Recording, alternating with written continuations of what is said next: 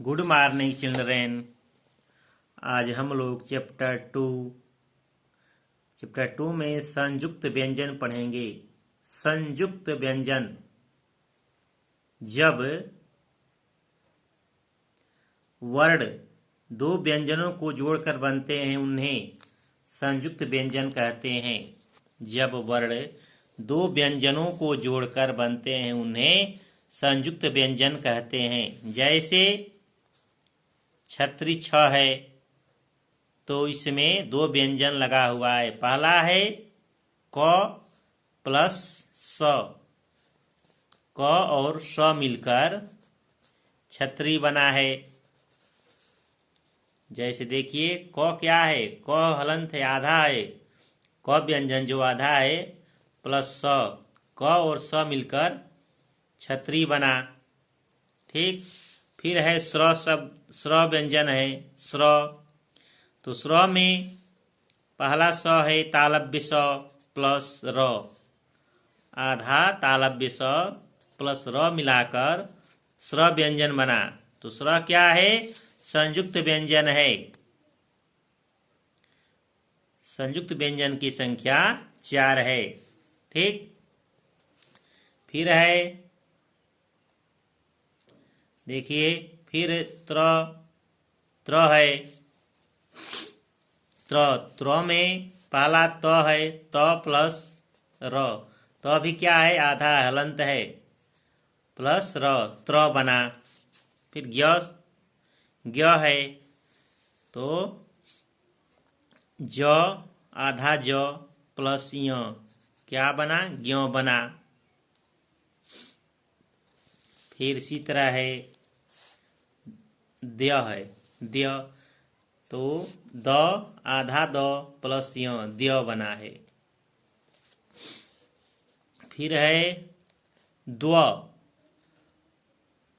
द्व व्यंजन है तो आधा द प्लस व क्या बना, द्व बना।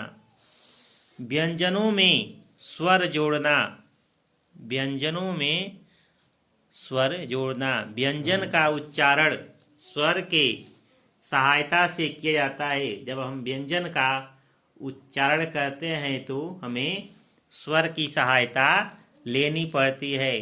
तो पहला देखिए दिया है क है। ठीक। आधा क है, जब इसमें हम स्वर मिला दिए क प्लस अ तो क्या बना, क बना। ठीक। क प्लस आ का, क प्लस ई की, क प्लस ई क्या होगा, की हो गया। इसी तरह से क प्लस उ कु, क प्लस उ कु,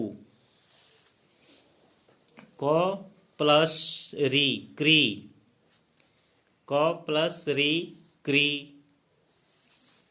क प्लस ए के, क प्लस ए कै, क प्लस ओ को, क प्लस औ कौ।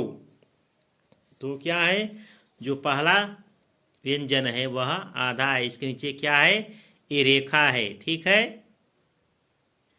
तो क्या हुआ, क प्लस औ कौ। ठीक।